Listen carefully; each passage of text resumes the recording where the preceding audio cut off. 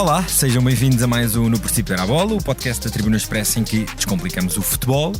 Em semana de Taça de Portugal, vamos olhar à forma como as principais equipas cumpriram o esperado, projetando também uma muito importante Semana Europeia para Portugal, o país que lidera a corrida por uma vaga adicional na Liga dos Campeões da próxima temporada. Daremos ainda o devido destaque aos heróis da taça. Eu sou o Pedro Barato e comigo tenho os nossos comentadores habituais. Rui Malheiro, olá Rui. Abraço Pedro, abraço Tomás e cumprimentos a todos. E desta vez o Tomás foi individualmente cumprimentado por Rui Malheiro. Olá Tomás. Desta vez e sempre. Olá a todos. Olá a todos. E estivemos juntos à porta do estádio do Estrela da Amadora. Pois foi, que é para não dizerem que não nos ligamos nenhuma. Exatamente. Caro ouvinte, daqui, posto emissor do Movimento da Música em Portugal. Eu sou Miguel Cadete, diretor do Blitz, isto é um takeover. É isso mesmo, o podcast Posto Emissor tomou conta deste podcast que agora estava a ouvir. E temos um convite muito sério para lhe fazer. É para uma festa, diria mesmo uma grande festa. Vai ser no dia 12 de dezembro, na Mel Arena, e os bilhetes já estão à venda. O motivo desta celebração, 40 anos da Blitz. Isso mesmo, 40 anos da melhor música portuguesa, com concertos muito especiais dos Chutes e Pontapés, Capitão Fausto, Maro e Gisela João. O que vai poder ver, ouvir e sentir ao vivo é algo que promete ficar para a história, para a da Blitz e para a sua. Contamos consigo? Estádio do Estrela da Amadora, casa emprestada para o Sintrense que defrontou o Futebol Clube do Porto, mas vamos arrancar pela primeira equipa a entrar em jogo nesta Semana Europeia, que foi também a primeira a jogar na Taça de Portugal, o Sporting, que teve o adversário mais complicado entre as três principais equipas portuguesas, sofreu em Portimão, mas ainda assim, graças a uma excelente confirmação da capacidade goleadora de Konrad Arder, acabou por vencer. Tomás, Ruben Amorim continua a contar com muitas baixas, vai apresentando 11 que são mais aquilo que pode ter do que aquilo que quererá ter a nível de máxima força, mas além desta confirmação de Konrad Arder, o que é que pensas que o técnico do Sporting tirou desta complicada visita ao Algarve? Foi um jogo realmente que acabou por se complicar pela passividade do Sporting na segunda parte, em concreto. Foi levando o resultado até ao final e sofreu de bola parada. Ainda assim não foi um jogo muito exigente e o Sporting conseguiu evitar o prolongamento, isso sim que podia ter algumas consequências para o jogo europeu. Em relação às escolhas para este jogo na Áustria, tenho algumas dúvidas porque até o Sturm Graz pode alterar o sistema e jogar com 3 centrais, o que aconteceu na jornada do campeonato, e isso talvez condicione as escolhas de Ruben Amorim. Claro que não na generalidade, a generalidade do 11 estará completamente definida, mas pode haver aqui algumas alterações. Tomás, quando dizes que a generalidade do 11 estará definida, acreditas em Mateus Reis a titular, portanto? É uma hipótese, sim, é uma hipótese porque a presença de Gonçalo Inácio ainda é muito dúbia, depois a condição física assim é que ainda é muito, muito dúbia. Mateus Reis é um jogador que no papel de ala mais baixo dá mais segurança ao Sporting do que jogadores como Nuno Santos, como Jenny Katam, que também já atua no lado esquerdo. Por isso, neste tipo de jogos, Mateus Reis cumpre na perfeição esse papel de ala mais baixo, ainda por cima contra um Sturm Graz que até pode soltar os alas ofensivamente e até a nível de pressão. Depois, e embora Pote já esteja reintegrado, vamos ver qual é a ideia de Ruben Amorim para aquele papel de avançado sobre a esquerda, com o Radar estar numa boa forma, mas nem sempre é uma solução viável. O que sabemos é que a aposta em Jenny Katam naquele papel contra o PSV não foi bem sucedida e por isso é preciso afinar esse entendimento até ao regresso de Pote. E também sabemos que não será a opção segunda parte PSV Daniel Bragança, porque Ruben Amorim disse que entre Bragança, Ullmann e Morita só jogariam 2, portanto descartamos também essa solução. Eu não descartaria, mas compreendo. Rui Malheiro compra aqui um bocadinho de bluff de Ruben Amorim. Não, entendo perfeitamente que ele só utilize de início 2. Eu não utilizaria 3, sabendo que não poderia utilizar o Pote como titular. No entanto, por exemplo, o Record na sua edição de hoje avança que o Pote irá ser titular. Vamos ver Seria até que ponto há... Exatamente, até há bluff ou não há bluff. Até porque, e nós já conhecemos um bocadinho Ruben Amorim, não costuma ser provavelmente o treinador que mais força os jogadores neste tipo de momentos, a nível físico. Sem dúvida alguma. Agora, a minha principal dúvida, até olhando depois também para a forma de jogar do Sturm Graz, é que me parece que fazia mais sentido nas entrelinhas, obviamente o Pote era um jogador essencial, mas não havendo Pote, eu creio que se nós formos a ver entre Daniel Bragança, Maxi Araújo e Conrad Adler, ou seja, as 3 hipóteses para jogar nesse lugar, o jogador que a mim me faz mais sentido, tendo em conta também a forma de jogar do Sturm Graz, é o Daniel Bragança jogar ali, tal como fez na segunda parte diante do PSV, e o jogo vai ter algumas similitudes. Até porque se Pedro Gonçalves estiver realmente no banco de suplentes, há uma solução do banco que poderia não existir caso o Daniel Bragança jogasse como titular e Pote estivesse de fora. Isso mesmo. E lá está, continua a ser um banco ainda com limitações, como por exemplo a questão Marcos Edertz. Rui, Ruben Amorim, falando sobre o Sturm Graz, equipa que venceu o Campeonato da Áustria pela primeira vez em 13 épocas, e que, tal como o Sporting, impediu um ECA campeonato. Exatamente, e que, tal como o Sporting, vai para um treinador que inicia uma 5ª temporada desde o princípio, Christian Ilsler. Mas em relação aos duelos da época passada, Ruben Amorim falou sem nomear os jogadores, mas num novo avançado e num novo médio. Acreditamos que estava a falar dos 2 jovens dinamarqueses, não é? O Mika Biret e o Tochi Chukwuanui, um nome um pouco complicado. Exatamente. Mas pronto, um avançado dinamarquês nascido em Londres, que tem marcado bastantes golos este ano de 2024, e o médio que chegou vindo do Lyngby. Como é que estes 2 jogadores alteram um pouco a equipa austríaca face àquilo que vimos o ano passado, e até face, por exemplo, às primeiras impressões na Liga dos Campeões, que diria eu foram maquilhadas com uma fantástica vitória recente, aquele 5-0 ao Salzburgo, numa partida de campeonato da Áustria, mas também entre 2 equipas de Liga dos Campeões. Isso mesmo, e eu tive a oportunidade de ver esse jogo, e esse jogo até ajuda muito a explicar o que é que mudou na equipa. Há um aspecto que me parece essencial na mudança na equipa, é a lesão do Goran Sekovic, que era o médio mais defensivo. E na primeira parte da temporada, sobretudo até à estreia na Liga dos Campeões, a equipa jogava exatamente como jogava o ano passado, ou seja, no 4-4-2 em losango.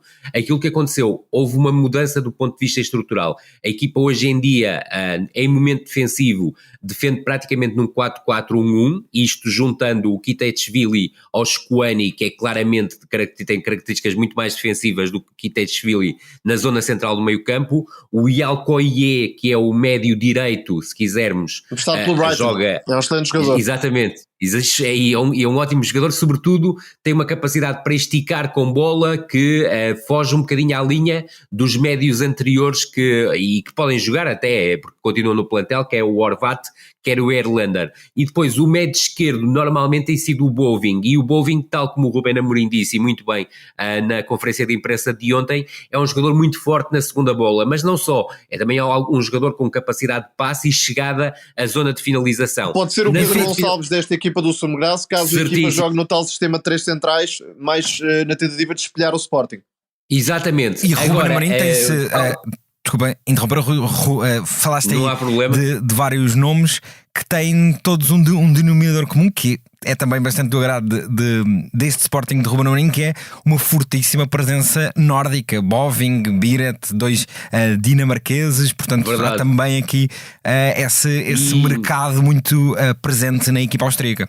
E o Bieref é claramente uma mais-valia em relação àquilo que a equipa do Sturm Graz tinha a temporada passada. Não é um avançado como o Gyökeres, para quem não o conhece tão bem, mas é um jogador com sentido de oportunidade muito grande e, sobretudo, encaixa no tipo de jogo que esta equipa pratica. Ou seja, há uma temporização muito curta em termos a nível do ataque do Sturm Graz. O Sturm Graz não é uma equipa claramente de posse, e os momentos de posse mais prolongada são praticamente forçados pelo Kiteishvili, mas é sobretudo uma equipa muito vertical, com um jogo muito direto, e, por exemplo, quando entra em ataque posicional, há uma tendência do Kiteishvili, a partir do corredor central, buscar os corredores laterais, sobem os laterais. É um lançador, sobretudo, é um médio com muita precisão técnica, e atenção também ao remate exterior e à bola parada.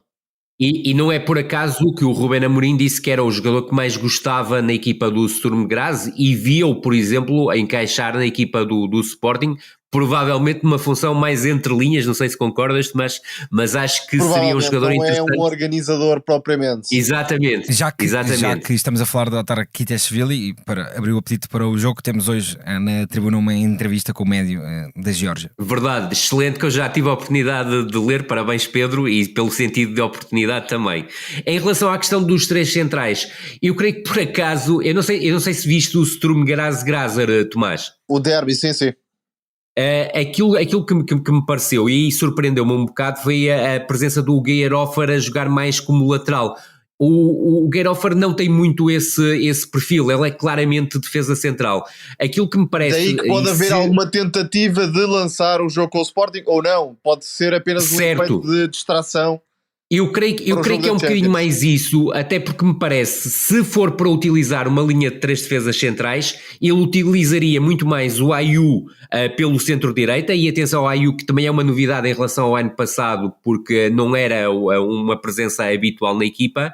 O Geijerhofer jogar mais como central pelo meio e aproveitarem o facto do Lavallée ser um jogador que já jogou como central pela esquerda em 4-4-2 nesta equipa e que faz normalmente a posição de lateral esquerdo, libertando mais o Gazibevovic do ponto de vista ofensivo. E o Gazibevovic tem a vantagem não só de ser um jogador com alguma capacidade de cruzamento e também outro dos jogadores especialista a bater bolas paradas, embora o golo que ele marcou num dos últimos jogos acaba por ser um frango do guarda-redes e não tanto por mérito dele na colocação na bola na baliza adversária em termos de qualidade de remate. Depois, não esquecer o Sherpan na baliza, que para o nível do campeonato austríaco me parece ser o melhor. Mas é um guarda-redes muito caricato, porque tem certas irregularidades que acabam por... que o Sporting vai poder aproveitar. Do alto nível. Porque é um guarda-redes que a baliza é muito grande, tem mais de 2 metros, mas gigante, já na época passada contra o Sporting estava a defender tudo, até que deixou de defender e ofereceu um golo. Exatamente. E mete água. Sim, acaba até por ficar ligado aos dois. O guarda-redes que desde sempre foi comparado a Van der Sar já agora. Exatamente. Parece-me que um nome importante a condicionar é realmente o Mika Beres, porque é um jogador muito móvel, que consegue dar-se muito como referência, cai nos corredores laterais também para tentar...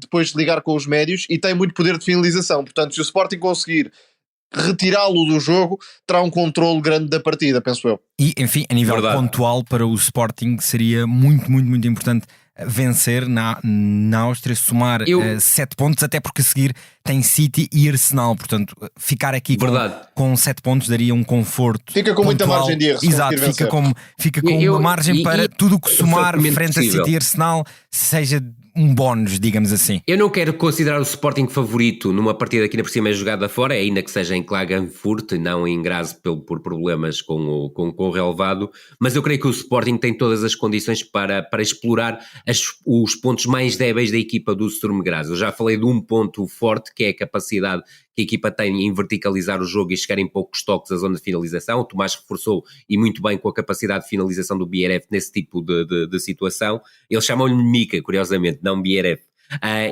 Mais fácil. Exatamente, bem mais fácil. E depois, outro aspecto que me parece importante e que poderá motivar algum aperto do Sporting nos minutos iniciais é a pressão alta que a equipa faz, e é uma pressão alta individualizada e com algum sentido. Depois também a capacidade de levarem o jogo para uma dimensão muito física, de duelos. Mas também há que perceber como é que o Sturm Graz vai querer condicionar a Jóqueres, porque o PSV fez com o Flamengo, que em geral acabou por ter um sucesso considerável, e isso condicionou o sueco, mas não vejo à partida nenhum jogador com essa dimensão do lado austríaco. O jogador mais próximo desse perfil é o Ayew, mas eu creio que o Gyökeres, em confronto direto com o Ayew e estando a 100%, consegue suplantá-lo. O Geijerhofer ou o Lavallée terão muita dificuldade para qualquer embate com o Gyökeres. E o Tomás toca aqui num ponto essencial, que é a sagacidade que normalmente o Ruben Amorim tem para levar de vencida a primeira pressão e a segunda pressão por parte do adversário. E eu creio que se o Sporting superar essa primeira pressão, depois vai encontrar muitos espaços em termos de transição defensiva por parte da formação do Sturm Graz. Tem aí debilidades, também tem debilidades em organização defensiva, quer no controle das entrelinhas, sobretudo porque lhes falta agora em Sankovic para esse aspecto, mas sobretudo é uma equipa vulnerável no controle da largura, permite cruzamentos aos adversários, resta depois perceber se o Sporting consegue finalizar esse tipo de cruzamentos, mas sobretudo no assalto às entrelinhas, jogadores como o Trincão, como o Bragança, como o Morita, o Pote, depois de uma fase posterior do jogo, poderão ser muito importantes para conseguir desequilíbrios. E depois deixar uma nota final, é que se a equipa do Sturm Graz é fortíssima na bola parada lateral ofensiva e tem jogadores não só para bater os livres e pontapés de canto, mas depois também finalizadores, e os centrais também nesse aspecto são muito importantes, mas sobretudo o jogador de referência acaba por ser o Bieref, que até marcou nas 2 últimas jornadas na sequência desse tipo de lance, mas é uma equipa que tem muitas debilidades na bola parada defensiva, e apesar do Sporting não ter Diomande, eu creio que, por exemplo, o Gonçalo Inácio pode ser um jogador que, sendo titular, poderá surpreender na área adversária, porque a equipa tem uma marcação predominantemente individual, e creio que o Sporting pode conseguir antecipações ao primeiro poste e, sobretudo, explorar a área mais coberta, que normalmente é o segundo poste, quer em cantos de primeira, quer em cantos com um desvio ao primeiro poste e depois ataca ao segundo. Esta semana europeia pode, na verdade, ser histórica para o futebol português, porque se olharmos para todos os jogos, a possibilidade de 5 vitórias não é nada impossível. Claro que fácil nada também impossível. Não é, mas não seria nada impossível vermos aqui um pleno, não sei se irrepetível, diria que com 5 equipas, certamente irrepetível. Passando agora, sim, é muitíssimo difícil, e até, aliás, creio que em termos históricos, Pedro, não sei se podes confirmar, nunca aconteceu. Sim, acredito 5 que não. 5 equipas portuguesas a ganharem na mesma ronda, não tenho mesmo ideia, pelo menos comigo vivo, não tenho mesmo ideia. A outra equipa portuguesa, exatamente, que entrar em campo na Liga dos Campeões é o Benfica, que receberá o Feyenoord na quarta-feira, dia 23, nós estamos a gravar ao final da manhã do dia 22. Benfica que superou o Pevidem com destaque para o extremo, e é Nicolas Besta.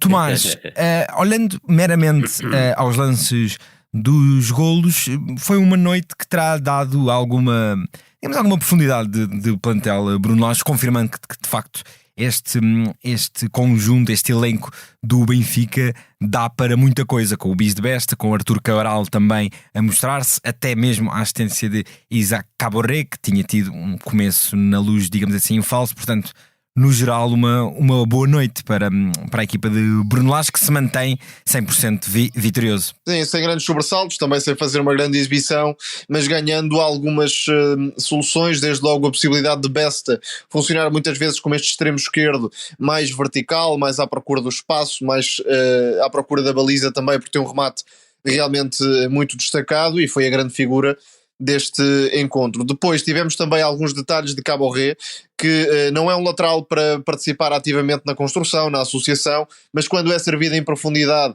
pode realmente causar diferenças, e em geral consegue, através do cruzamento, descobrir soluções no último terço. Depois, como dizes, um ou outro lance de Artur Cabral, embora o avançado do Benfica, seja Pavlidis, seja Artur Cabral, continua a não ser propriamente um jogador que receba muitas oportunidades. Verdade. E acima de tudo, e isto é um fator importante, é que Bruno Lage deu férias de quase 3 semanas a vários jogadores, desde logo jogadores como Coxo, como Di Maria, alguns deles estiveram nas seleções, é verdade, mas contando que o jogo do Nacional não aconteceu, e depois agora com esta semana extra, não digo de férias, mas de pausa para descanso, acaba por encontrar um período de férias em plena competição. É 3 semanas e um dia. Exatamente, claro que estarão ativos, obviamente, claro, mas puderam pelo menos relaxar do ponto de vista competitivo, e isso é importante com a temporada em andamento. Depois, há 2 jogadores que não diria que desiludiram, mas também não aproveitaram propriamente a oportunidade. Pelo menos o Amdouni, que passou um pouco ao lado do jogo, não realmente por culpa própria, mas Rolaiser acabou por desiludir tecnicamente.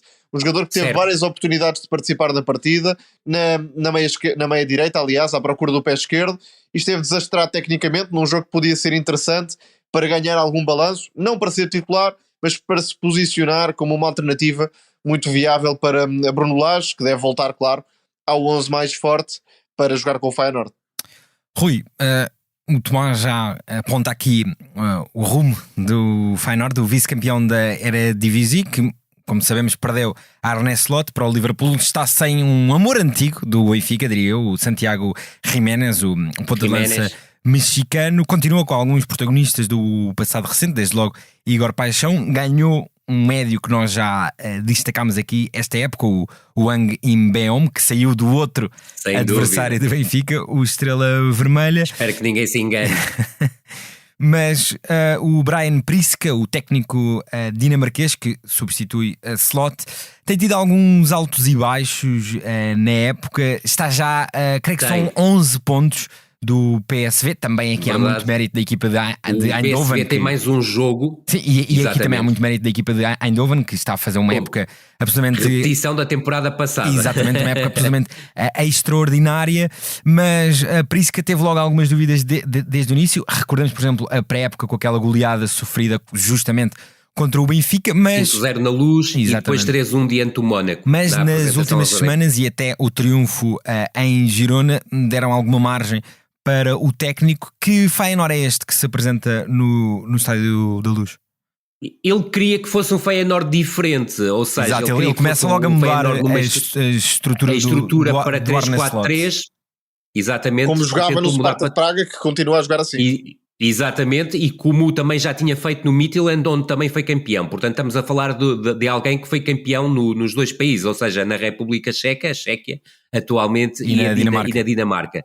Ele procurou fazer uma equipa diferente. Primeiro, não só na questão estrutural, mudando para 3-4-3, procurou melhorar a organização defensiva da equipa e procurou que, do ponto de vista ofensivo, a equipa não fosse tão dependente da posse como era com Arne Slot e fosse uma equipa mais acutilante em termos da metamorfose da transição ofensiva em contra-ataques e ataques rápidos. Houve um desconforto não só dos jogadores, e isso chegou a ser público, houve um desconforto da própria direção e sobretudo dos adeptos, e isso obrigou a mudar aquilo que é o ideário de Prisk para ser um ideário entre aquilo que são dois mundos. Até porque Arne Slot é um dos grandes nomes da história do Feyenoord, porque levantou o clube não só com títulos conquistados, mas também com a valorização de um estilo e de muitos jogadores. E é importante dizer que o Feyenoord é um clube com uma pressão popular muito, muito grande.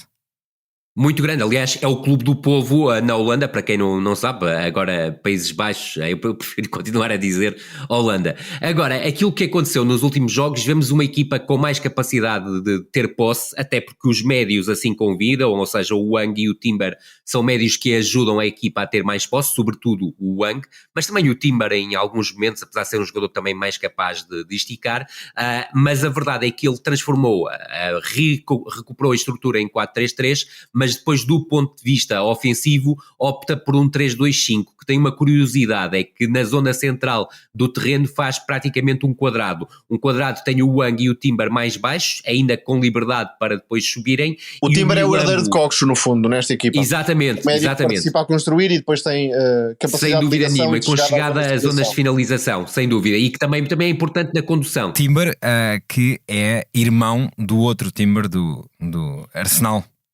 Verdade. E depois o Milambo e o Igor Paixão, que sai da esquerda e vem para o corredor central, são claramente os jogadores, se quiseres, os médios de projeção mais ofensiva. Isto porque a largura à direita é dada pelo Osman, que é um jogador que, do meu ponto de vista, até agora tem sido algo irregular, nomeadamente na tomada de decisão. Mas tem um talento e não faz... muito acima da média, rapidíssimo, muda de velocidade. E é um jogador a ter muito e vem do conta... primeiro gol marcado na última jornada. Verdade, sobretudo em campo aberto é um jogador tremendo, mas falta aqui também Calvin Stengs, que seria o titular à partida pela ala direita. E agora, Rui, desculpa, como é de facto uma tendência no futebol europeu, Ibrahim Osman, mais um talento, Right to Dream Ghana, Nordjylland, Brighton. Portanto, um caminho, portanto, nada de novo. Exatamente. E o Ghana bem precisa de renovar o país futbolisticamente. Que está numa crise impressionante, e não é provavelmente por falta de talento, porque não, continua a haver. Tem potencial para isso. Convém é apostar nos jogadores certos, não é? E não recorrer excessivamente à terceira idade, como por vezes acontece. E depois do lado esquerdo é o Bueno, que está em dúvida, porque teve uma lesão no calcanhar na vitória 5-1 diante do Go Ahead Eagles, que dá a tal profundidade no corredor esquerdo. O que faz com que o Lotombo sobre o centro-direita, que é o lateral direito, acaba por ser o central direito em momento de construção. Depois jogará o Bilan ao Trauner e o Anco como central pela esquerda, que é, do meu ponto de vista, o único central, se quisermos, de nível para uma segunda linha do futebol europeu. Mas foi até associado ao Liverpool, curiosamente. E também uma ameaça goleadora, o Anco. Verdade. Sobretudo porque é um jogador forte noutro momento em que a equipa do Feyenoord é muito forte, que é a bola parada ofensiva, em que ele é claramente a referência aérea para esse tipo de lance. Se não houver Bueno, eu tenho algumas dúvidas que ele recorra ao lateral esquerdo suplente, que se quisermos numa lógica de plantel é o terceiro lateral esquerdo, porque o Hartmann, que é titular e chegou à seleção holandesa, está lesionado e vai estar lesionado ainda há bastante tempo e até nem está inscrito na Liga dos Campeões. Ele poderia aí encaixar o Semal, que é um jogador que foi contratado, creio que ao Twente, mas que dos poucos minutos que eu fui vendo ao longo da temporada tem deixado algo a desejar, e ali pode fazer uma coisa, que é colocar o Anco como lateral esquerdo, o que aconteceu em determinada fase do jogo diante do Girona, e é o Anco que acaba por criar como lateral esquerdo o lance do 3-2, que é um para chocar mais com o Di Maria. Exatamente, e juntar o Trauner e o Bilan como defesas centrais, do meu ponto de vista, seria uma ótima notícia para o Benfica. Um aspecto que me parece essencial é que a pressão alta que é urdida pelo Prisk não é uma pressão alta, digamos, muito pensada pelo treinador, é uma procura de emular aquilo que o Arne Slot fazia, e creio que o Benfica tem capacidade para superar essa primeira pressão da equipa do Feyenoord, sobretudo se evitar ligações pelo corredor central, porque é aí que é mais forte a equipa do Feyenoord, com o Wang e com o Timber a conseguirem várias recuperações que geram contra-transições, mas o Benfica pode procurar outros caminhos para sair, e até o corredor central, mas não ser previsível nesse tipo de ligações. Depois, tenho que dizer isto, apesar do esforço em melhorar a organização defensiva desta equipa, até se quiseres todo o processo defensivo desta equipa, a equipa apresenta muitas debilidades em organização defensiva. Há espaço entre linhas, há espaço nos corredores laterais, porque a equipa tem dificuldades em controlar a largura. Tem-se visto a quantidade de golos que já encaixou sofridos, nesta Liga dos Campeões, a goleada em casa. A própria defesa de cruzamentos. A vitória contra o Girona é particularmente feliz. Exatamente. Muito feliz. Aliás, muito feliz. Porque infeliz tem sido o Girona na Liga dos Campeões. O Girona, claramente. Mas há uma clara deficiência na recepção, se quiseres, a cruzamentos por parte dos defesas centrais. Tem dificuldade no ataque à bola, e quer Pavlidis, quer Artur Cabral, depois num momento mais adiantado, se for ele a opção para entrar, porque também há Amdouni que pode fazer essa função, vão ter dificuldades, como vão ter muitas dificuldades se o Benfica conseguir meter o contra-ataque, porque a defesa está muito alta, e tirando o Anco, todos os outros defesas têm muitas debilidades, não só no controle da profundidade, mas sobretudo há o caso especial do Lutomba, que também não é o habitual titular é o Niorkoffer, que está lesionado, que é um jogador que vai atrás de qualquer elemento e não tem qualquer preocupação com o espaço, e abre um buraco enorme, até porque, como sabemos, o Osman é claramente um jogador de perfil ofensivo e que trabalha muito pouco do ponto de vista defensivo. Do ponto de vista ofensivo, a equipa do Feyenoord tem claramente qualidade.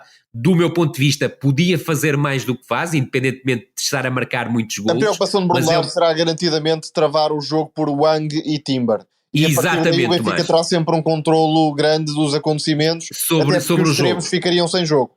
E verdade. O Benfica que com os 6 pontos que tem, se vencer o Feyenoord, até tendo em conta o calendário que aí virá a nível da Liga dos Campeões, porque vem Bayern, vem Barça, vem Juve, ganha praticamente o play-off pelo menos garante. E nunca aconteceu na Liga dos Campeões o Benfica entrar com 3 vitórias. Verdade. E o play-off fica garantido. Sim, fica 9 pontos é mais que suficiente. Desde já, e um pouco na lógica que falávamos do Sporting nos duelos contra Arsenal e City, o Benfica depois o que conseguir amelhar contra Bayern, Barça será bónus, digamos assim, à procura da melhor classificação final possível. Verdade. Só voltando atrás, e algo que o Tomás estava a dizer, reforçando uma ideia minha, a dependência em termos de construção e criação da equipa do Feyenoord é muito grande em relação ao Wang e em relação ao Timber. eles são capazes de fazer muitas vezes passos de ruptura, só que a tendência ofensiva das equipas do Prisk, e aí houve uma mudança em relação àquilo que o Slot pretendia, é buscar muito jogo exterior e depois os cruzamentos para a área, onde por norma aparecem 3, 4 jogadores e quase sempre o extremo do lado oposto para surgir em zona de finalização. E depois há outro aspecto que não era tão trabalhado com o Slot e que o Prisk tem procurado desenvolver nesta equipa, que é, quer através dos médios, quer através do Anco, haver uma construção claramente mais direta e mais vertical, a buscar quer o Osman, quer o Igor Paixão, para depois ou eles resolverem individualmente esse tipo de lances, ou depois para aparecerem em zonas de finalização, principalmente o Ueda, que é a referência ofensiva face à ausência do Santiago Jiménez, e sobretudo o Milambo, que é um jogador que se desdobra muito bem do ponto de vista ofensivo, com capacidade de desmarcação e chegada à zona de finalização. Outro aspecto curioso é que, tal como salientavas inicialmente, Pedro, é uma equipa forte na bola parada ofensiva, mas que tem tremendas debilidades na bola parada defensiva, e não ficaria nada surpreendido se o laboratório do Bruno Lage voltasse a surtir efeito, e recuperando o trabalho que o Tomás tem feito à quinta-feira à noite, e ainda recentemente fez isso com a Sofia e com o Bruno Dias, mostrou como é que o Benfica trabalha os pontapés de canto, e creio que os pontapés de canto que o Benfica tem trabalhado podem redundar em mais golos. Tomás, corrige-me se eu estiver enganado, desde que o Bruno Lage entrou para treinador do Benfica, são 5 golos na sequência de pontapés de canto, certo? Exatamente. E há aqui uma última nota sobre o Feyenoord que é importante destacar, é que o clube tem tudo para ser uma vítima do próprio sucesso nos últimos anos e com Arne Slot, porque além de ter vendido vários jogadores, nesta época, Gertrauda para o Leipzig, o capitão de equipa inclusive, e ainda fez os primeiros jogos para o Central. Exatamente, ainda perde o Santiago Jiménez por lesão e mais uma série de jogadores importantes também por lesão. Portanto, o Brian Prisk, em primeiro lugar, teve de se adaptar à força popular e à dificuldade que a equipa ia tendo para se adaptar ao novo sistema, e voltou ao 4-3-3, mas é ainda uma equipa algo descaracterizada, e não sei se desta forma, ou seja, recorrendo a um plano B, vai haver forma de estabilizar o Feyenoord e de levá-lo pelo menos a níveis próximos do que era com o Arne Slot. Leitura perfeita, completamente de acordo. O terceiro candidato a ganhar nesta Semana Europeia é o Futebol Clube do Porto, que bateu o Sintrense, com algum destaque para protagonistas que não têm sido protagonistas neste arranque de temporada. Tiago Jaló, que não fazia um jogo completo desde fevereiro de 2023, foi titular e marcou. Fábio Vieira também voltou ao 11. Ivan Raime, que vinha estando afastado, também marcou. Tomás, alguma nota sobre esta eliminatória da Taça de Portugal antes de falarmos do Hoffenheim e dessa partida da Liga Europa?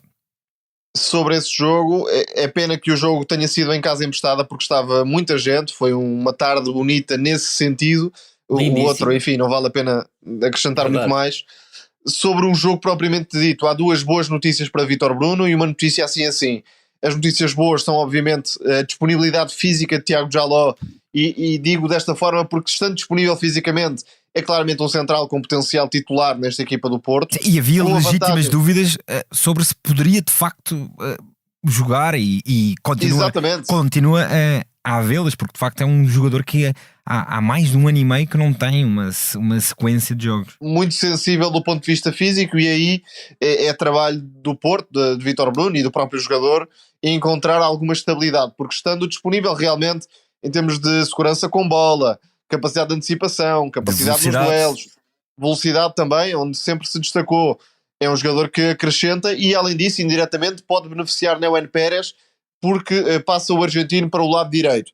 Depois, Vítor Bruno até consegue, com o Wendel, que se ilusionado, ou Francisco Moura, ter ali um suporte sobre a esquerda para ter forma de iniciar com um pé esquerdo a construção, quer a conduzir, quer ao nível do passe.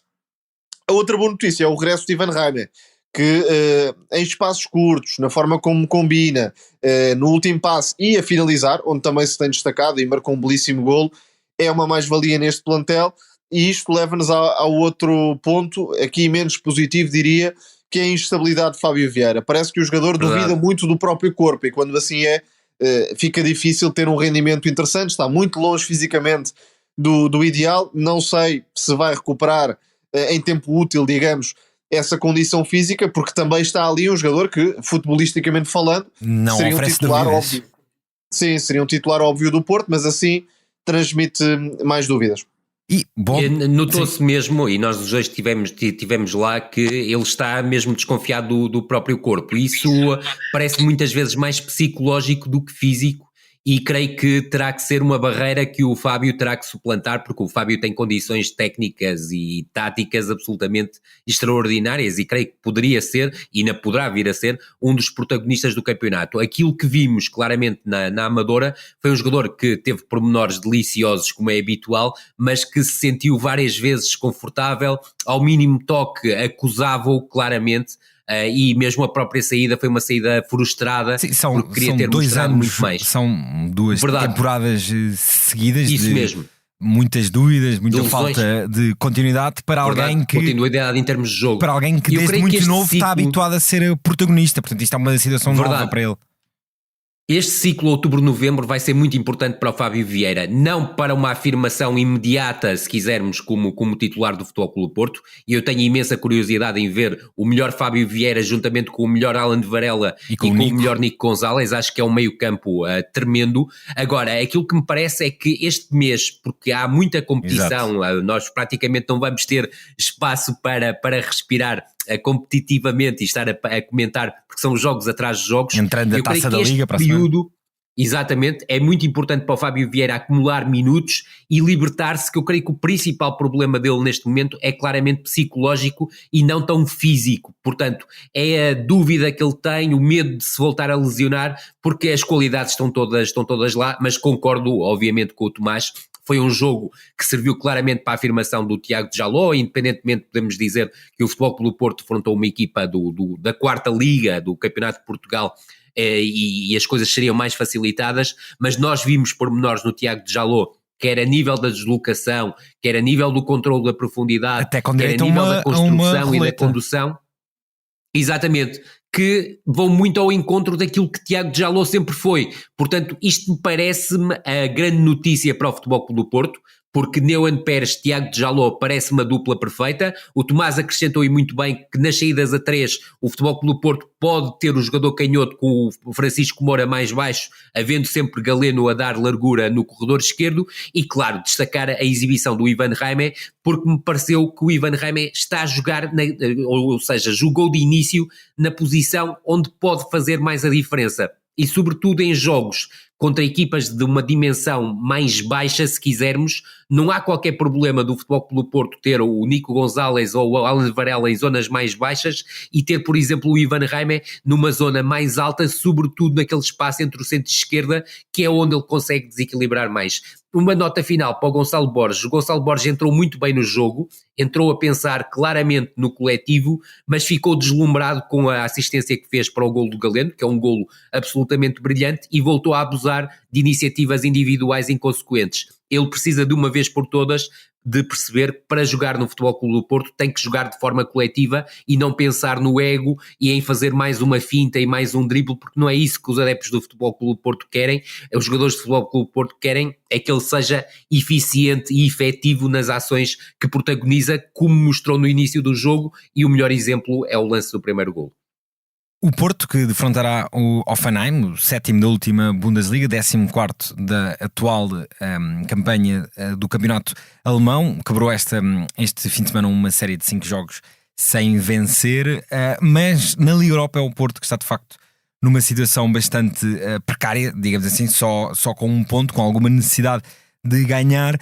Tomás, habituámos a que o Hoffenheim, no renascimento do futebol alemão, fosse uma espécie de clube da moda, um emblema muito associado à nova vaga de treinadores. Por lá passaram Hansi Flick, Ralf Rangnick, Julian Nagelsmann. Nos últimos anos terá perdido algum desse vanguardismo, mas ainda assim é um confronto que para o Futebol Clube do Porto é de ganhar sim ou sim, particularmente por esta situação pontual na Liga Europa. Sim, pela situação pontual e porque a seguir há um jogo em Roma contra a Lazio. Da dificuldade acrescida, claro. E ir para essa quarta jornada com 1 ou 2 pontos seria já, obviamente que não dramático, mas enfim, já colocando alguma pressão desnecessária. Dramático apenas para a qualificação direta. Exato. Porque aí é o objetivo do Futebol Clube do Porto, é ficar nos 8 primeiros. Sim, e a nível porque de resto, em termos de playoff, está tudo... A nível de Liga Europa, creio que todos concordamos que o Porto terá que ter a ambição de umas meias finais, digamos Óbvio. assim. Sim, de andar Exato, de andar na discussão, de andar depois na luta, logo se verá. nas fases adiantadas e quem sabe Exato. por Como é óbvio. Exato. E para isso é importante, claro, vencer este Hoffenheim. Não é uma equipa fácil, é uma equipa competitiva e com recursos individuais de muito nível. Desde logo há duas figuras que se vão arrastando, e aqui não uso de forma negativa o termo, neste Hoffenheim. Kramaric é um craque, um médio ofensivo, criador, mas também finalizador, que podia ter tido outra carreira, não há como fugir a isso. E também o Florian Grillitsch, que é muitas coisas, já foi central, já foi Está médio. em dúvida. É um jogador muito cerebral, que consegue ligar os ataques e tem também uma capacidade física interessante para ter presença no meio campo do Hoffenheim. Uma equipa que com Pellegrino Matarazzo, e Pellegrino Matarazzo anteriormente esteve no Stuttgart, assume por vezes uma postura kamikaze, isto é, procura muito a baliza adversária, expõe-se muito também defensivamente, e por isso o Porto, com alguma inteligência na abordagem, pode tirar vantagem nesse sentido, mas claro que em termos de individualidades este Hoffenheim está a um nível muito interessante, até acima da média, dentro da Liga Europa, porque apesar de ter perdido o Max Bayer, um jogador que saiu para o Borussia Dortmund e que foi a grande figura da época passada, juntamente com Kramaric, tem ainda jogadores jovens a aparecer com talento, o Tom Bischoff, por exemplo, também Bom médio. o Max Morstedt, que é uma das grandes promessas deste Hoffenheim, que no fundo nos últimos anos sempre tem sido um Leipzig em ponto pequeno, quer na revelação dos jogadores, quer também pelo modelo geralmente ofensivo que a equipa aplica, e nesse sentido é preciso chamar a atenção também para o ala esquerdo, Alexander Prass, um jogador com uma capacidade de cruzamento muito acima da média que é preciso conter. Daí dos nossos fica também a curiosidade. Exatamente, fica também a curiosidade para perceber como o Vítor Bruno vai abordar taticamente a partida, porque o Hoffenheim é um desafio difícil e que pode pedir alguns ajustes táticos à forma de defender, sobretudo do Futebol Clube do Porto, mas é preciso jogar para vencer, é preciso atacar as fragilidades deste Hoffenheim, porque aí o Porto pode levar vantagem com naturalidade. E o Rui acabou de falar de meninos do europeu. Este Hoffenheim tem de facto muita gente muito habituada a esse futebol de seleções, e que nós vimos no último europeu, desde Kramaric, Adam Lozek, Grillitsch, o Kader Abek, o próprio Alexander Prass. Portanto, isso também revela como esta equipa tem de facto bastante o Adam Lozek é a espécie qualidade. de substituto do Bayern, um avançado móvel isso e com mesmo, facilidade a finalizar. Sim, que na época passada ainda fez alguns golos importantes pelo Leverkusen de Xabi Alonso. Isso mesmo. E eu tocava num ponto essencial. Os meus dois jogadores de destaque são os mesmos do Tomás, para não variar, não é? Mas dizia que o Grillitsch saiu lesionado no último jogo, e o meio-campo, se não tiver o Grillitsch, e recordo que o Grillitsch, tal como o Tomás disse muito bem, começou a temporada como defesa central pelo meio, porque o Stack estava lesionado, mas depois o Stack tomou e bem conta da posição. É um central que me parece interessante, que também pode jogar a médio em caso de necessidade, mas eu creio que uma dupla de médios centro formada pelo Bischoff e pelo Tuomo não é exatamente a mesma coisa, e não é mesmo definitiva a mesma coisa do que ter Bischoff e Grillitsch. São dois médios muitíssimo interessantes. Depois também a valorização que o Pellegrino Matarazzo dá ao jogo exterior, quer o Gendrey à direita, mas principalmente o Prass à esquerda, são jogadores que são muito capazes de criar desequilíbrios com e sem bola, e esse aspecto o Futebol Clube do Porto também terá que ter em atenção. Depois no ataque, sabemos que o Kramaric, à partida, dentro do 3-4-1-2, que é mais habitual, será o jogador livre, ou seja, o falso 10 desta equipa, mas há várias soluções para o ataque. No último jogo jogaram o Lozek e o Bülter como os dois jogadores mais da frente, mas o Lozek, por exemplo, não estava a fazer um grande jogo, acabou por ser substituído pelo Tabakovic, que entrou e marcou. E o próprio Tomás já falou aqui do Morstedt, que é um jogador que eu também aprecio bastante e que já foi titular em vários jogos desta temporada e que no último jogo nem sequer saiu do banco. Portanto, há aqui várias soluções. Eu creio que esta equipa do Hoffenheim joga com tudo. A expressão de equipa kamikaze, eu acho que é extremamente feliz por parte do Tomás, porque é uma equipa que é capaz de chegar aqui ao Dragão e procurar encostar o Porto às cordas. Perdoem-me o exagero, mas é um bocado essa a linha de pensamento da equipa do Hoffenheim. Também pode ser aproveitado positivo pelo Porto.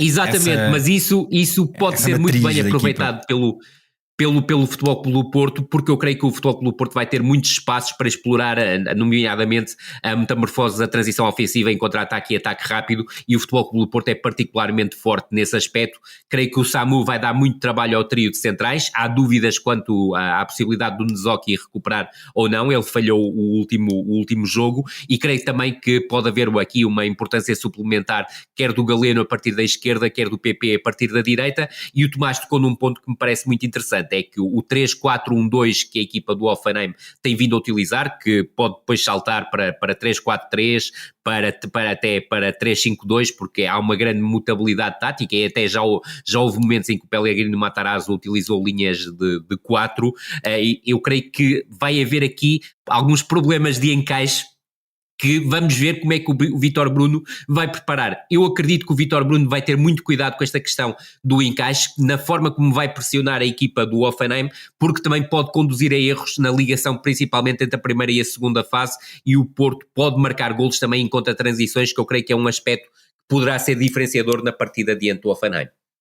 Para fechar o nosso podcast, não sem antes dizer que nesta possível manita de triunfos terão também de cumprir e de corresponder o Sporting Braga, que recebe o nosso já conhecido Bodo Glimt, e o Vitória Sport Clube, que viajará até ao terreno do Djurgården. Mas vamos fechar. Não tem treinador, atenção, que é uma coisa insólita. Não tem treinadores, porque aquilo era treinadores, exatamente, porque estamos a 48 horas do jogo, e aconteceu uma coisa tremenda, para além daquilo que o Tomás disse, e muito bem, a dupla técnica foi despedida, com alguma surpresa, porque já estavam a trabalhar juntos desde 2019 no clube, desde janeiro de 2019. Futebol sueco e duplas técnicas é um clássico.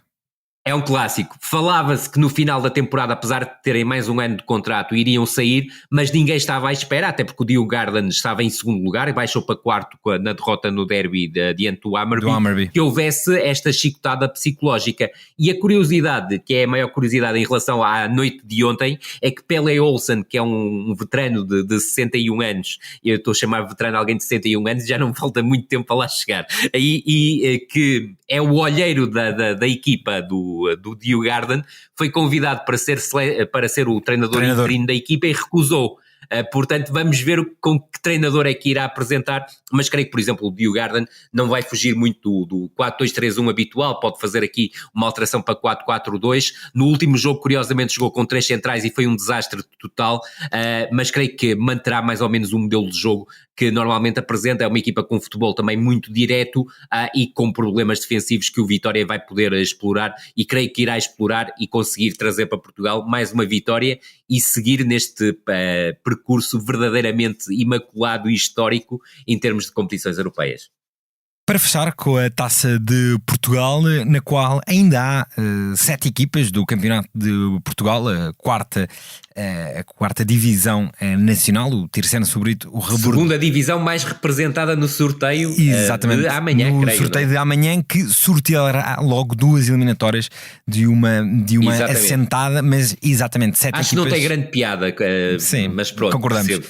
7 equipas do Campeonato de Portugal: Tricense, Brito, Rebordosa, Vila Real, Sinfãs, Lusitano de Évora e Elvas. 6 da Liga 3, 4 da Segunda Liga e 15 da Primeira Liga, ou seja, todas menos o Boa Vista, que caiu com o Varzim, o Nacional, que caiu com a União de Leiria, e o Estoril, que caiu frente ao Lusitano de Évora. Na maior surpresa, já como a equipa da Primeira Divisão foi eliminada por uma do 4º escalão, Lusitano de Évora, que não está na Primeira Liga desde 1966 e nem sequer na Segunda desde 1990, e que eliminou um Estoril que, apesar de todos os problemas que tem, enfim, apresentou-se no Alentejo com internacionais jovens por Portugal, como João Carvalho e Pedro Álvaro, e internacionais da Venezuela, Alejandro Marques, da Costa do Marfim, o guarda-redes, o Kevin Chamorro, de Cabo Verde, o Wagner Pina. Portanto, isso mesmo. O Estoril nesta altura pode perder com qualquer equipa. Sem dúvida. E acho que este jogo diante do Arouca, que Tomás, fala-se na imprensa de hoje, nos 3 jornais esportivos, para não estar a falar apenas do Record, mas nos 3 jornais esportivos diz que é o jogo decisivo para o Ian Cathro. Eu acho um que o match Ian Cathro point, já não claramente. devia ser não devia ser já treinador do Estoril, e muito sinceramente, olhando para aquilo que o Estoril joga hoje em dia e aquilo que o Arouca está a começar a jogar hoje em dia, o Arouca vai vencer o jogo dentro do Estoril, mesmo sendo fora de casa. Já agora, um dos principais feitos desta eliminatória parece-me o do Lusitânia dos Açores, uma equipa que está sem dúvida. Eliminou o Penafiel, tem sido uma das equipas em destaque, com uma altíssima consistência, e alguns jogadores também a brilhar, como o Zé Leite, e conseguiu vencer em Penafiel.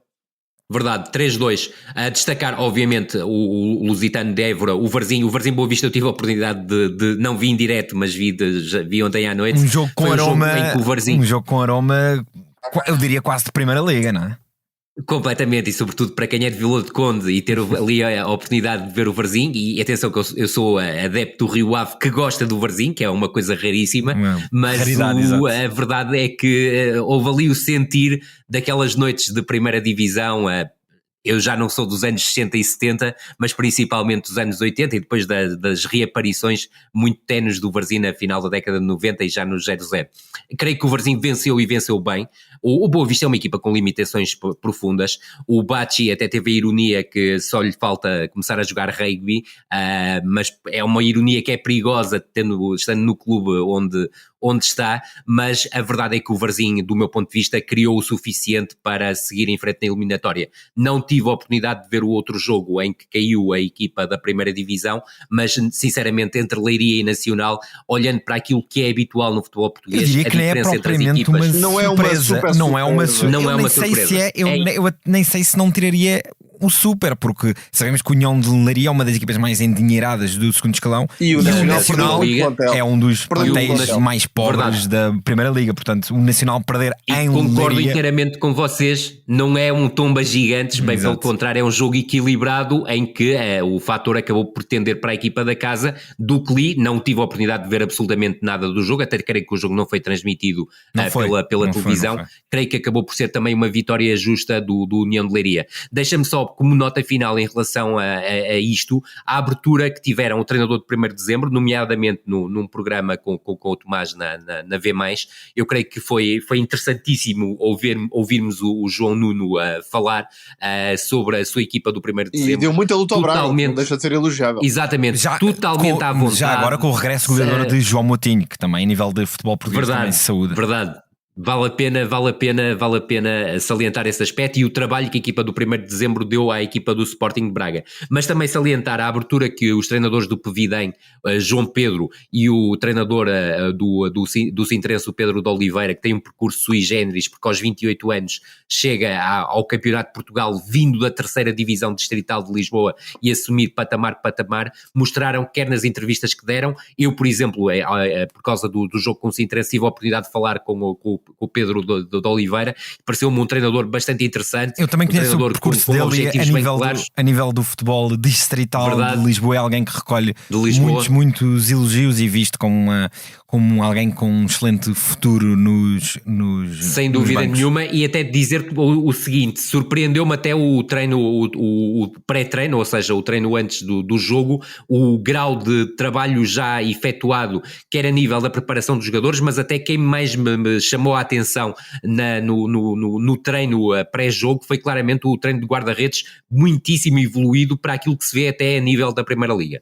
E fica também o registro para o discurso de Pedrinho, sei que há muita gente que achou exagerado. É um belo ponto final. Mas é beleza. Se não houver emoção nestas pessoas que fazem parte dos setores mais baixos, digamos assim, do futebol, então o futebol que haja mais Pedrinhos e Pipas a aparecerem no futebol português nestas conferências de imprensa em dias de jogos da Taça, porque são jogadores claramente de nível técnico podiam ter ido muito, muito mais longe do que foram, e no caso do Pedrinho, por aquilo que eu percebi, ou teve algumas hipóteses de o fazer, mas também há uma grande paixão que o liga a Pevidem, porque ele é de Pevidem, e optou muitas vezes pela segurança em vez de procurar algo mais, mas inseguro, e isso é muito valor no futebol português. Tomás, além do prémio de melhor campo e melhor enquadramento, ir evidentemente para o campo do Maria da Fonte, que recebeu o Arouca, e apesar daquele 5-0 é um cenário bastante bonito e que se saúda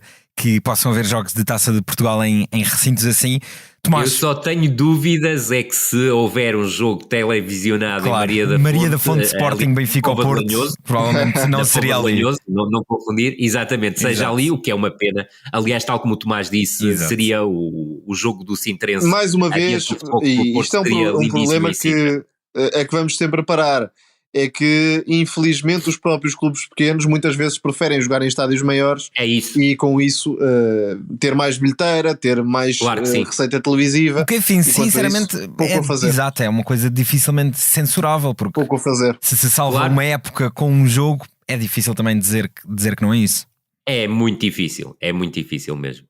Tomás, alguma nota final que queiras dar sobre esta terceira eliminatória da Taça de Portugal? Desde logo, a saída de algumas equipas que, não tendo propriamente favoritismo, normalmente costumam fazer algumas gracinhas. E estou a pensar, por exemplo, no Caldas e no Mafra.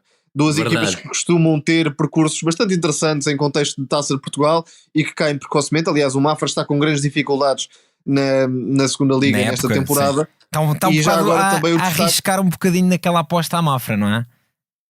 Sim, muitos jogadores internacionais, jovens, mas que não se conhecem. Exato. E é muito difícil trabalhar nestas circunstâncias sem referências propriamente de plantel ou com poucas referências.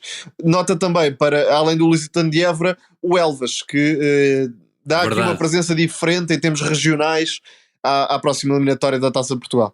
Treinado pelo Pedro Hipólito, o antigo internacional jovem por Portugal. Exato. E o jogador que fez as camadas jovens todas no Benfica. Há o Alentejo, que historicamente é uma região um pouco subrepresentada na elite do futebol era português. bonito termos o Elvas ou o Lusitano de Évora, senão os dois a receberem clubes grandes, até porque se calhar mas houve um jogo entre o Lusitano e o Sporting, não estou certo de qual o ano, mas foi jogado no Restelo. Sim, foi. Tens toda a razão. Portanto, não vamos dar nada como garantido. Foi então mais um episódio do No Princípio Era a Bola, com sonoplastia do Tomás Delfim. Rui, obrigado. Muito obrigado. Tomás, cumprimentos a todos. Tomás, muito obrigado.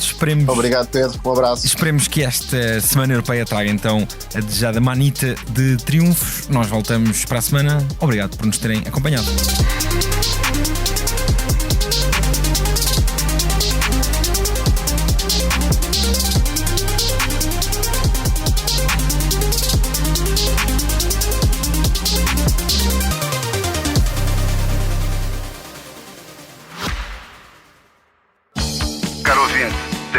Posto emissor do movimento da música em Portugal.